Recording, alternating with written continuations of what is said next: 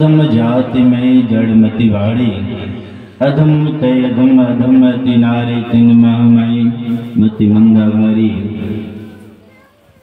कहते हैं कि आपकी स्तुति किस तरह करूं, मैं नीच से नीच अत्यंत नीच हूँ, आपकी स्तुति कैसे कराऊंगा। भगवान श्री राम समझाते हुए माता सबरी से कहते हैं, देखो मैंने जाति पाति को नहीं मानता हूँ। कहते हैं जाति पाति कुल धर्म बढ़ाई, धन बल परिजन गुण चतुराई, भक्तिहीन नर सोहई कैसे बिनु जल बारिद देखी जैसा।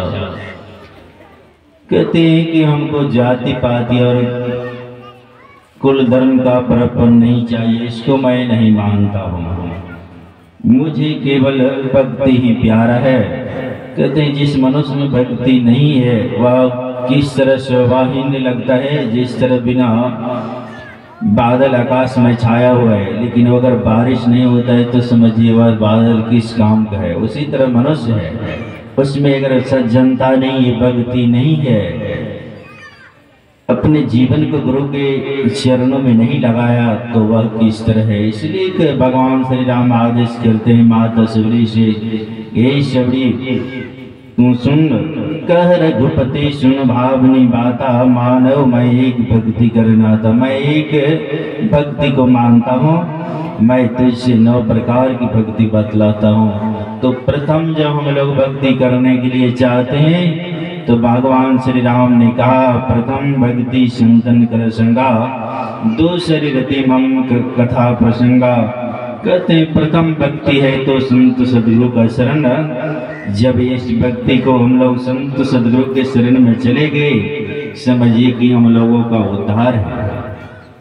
इसलिए कहते हैं भक्ति निशयनी मुक्ति की सुंदर चढ़े शब्दा है, जिन जिन मन आलस किया जन्म जन्म पछताए। हम लोग अगर एक बार आलस करेंगे तो जन्म जन्मांतर तक पछताना पड़ेगा। इसलिए हम लोग को चाहिए कि संत सदगुरु के अगर शरण में चले जाते हैं तो संसार में हम लोगों को किसी चीज की कमी नहीं रह जाता है। जिस प्रकार हम लोग जानते हैं महाभारत के युद्ध में 5 भाई पांडव भगवान कृष्ण समर्पित थे कि आप प्रभु आपके शरण में मेरा जीवन है, आप मेरे जीवन को बोर दीजिए, आवार दीजिए, यह तो आपकी काम है, लेकिन हम लोग आपके शरण में हैं।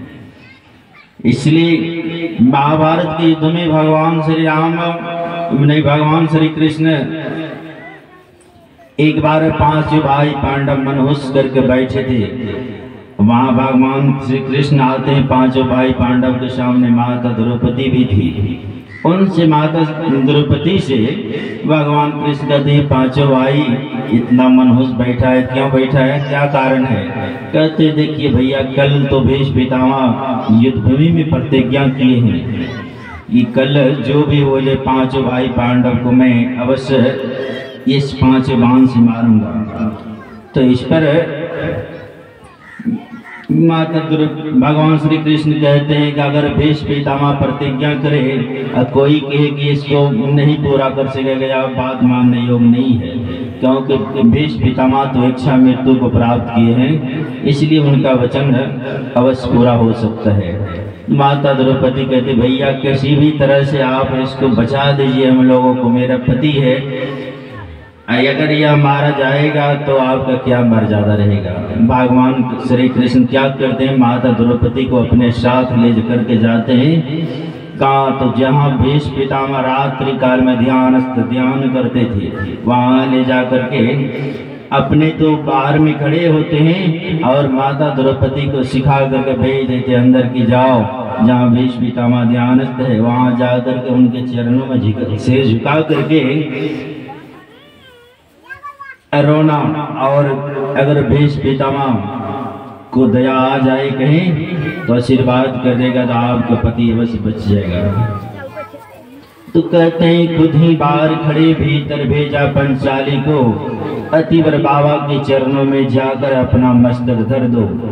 भीष्म अर्धरात्रि की बेला थी, भीष्म की लगी समाधि थी, मन प्रभु चरणों में लीन हुआ, उस जगह न कोई व्याधि थी। कहते हैं कृष्णा ने जाकर शीर रखा चरणों पर, बाबा भीष्म देखा शीर झुका चरणों पर, बाबा भीष्म एकदम चौंके। देखा एक सधवा नारी है, उनकी तंगी रंगी साड़ी सधवापन को दर्शाती है। आशीर्वाद मुख से निकला, सुहागवती भव हो बेटी, हाथों तेरे हाथों से मेहंदी का रंग कभी न छूटे बेटी। वर देता हूँ यह बेटी तुम वीर कुमार वाली हो। माता द्रौपदी को भीष्म पितामह आशीर्वाद करते हैं कि तुम सुहागवती हो जाओ, लेकिन तुरंत माता द्रौपदी कहती है कि बाबा यह क्या बतलाते हो, कल कुछ और कहा, आज कुछ और कहा, सतवर्ती कहलाते हो।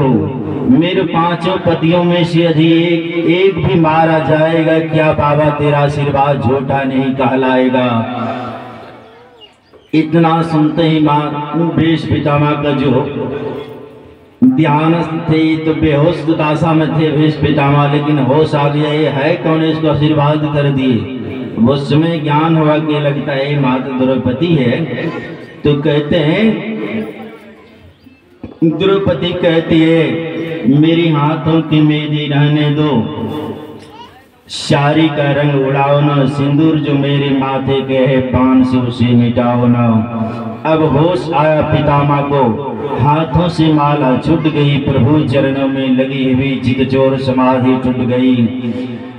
कहते हैं जो ध्यानस्थ भीष्म पितामह ये सब का सब तो दूर हो गया, तब हाथ से माला छूट करके नीचे गिर जाते हैं और इनको होश आते हैं किस तरह का आशीर्वाद करते, कल तुम प्रतिज्ञा किए थे मारने का, आज क्या हुआ। तो फिर कहते हैं कि बोले बेटी इन प्रश्नों का उत्तर भी मैं पीछे ही दे पाऊंगा, तेरी सुहाग का निर्णय भी मैं पीछे ही कर पाऊंगा। बतला बेटी वह कहाँ छिपा इस जगह तुझे लाने वाला, एक बात खटकती है दिल में, हैरान है जिसने कर डाला। बतला बेटी वह कहाँ छिपा है इस जगह तुझे लाने वाला। कहते हैं छलिया छलने को आया है, छलिया छलने को आया है।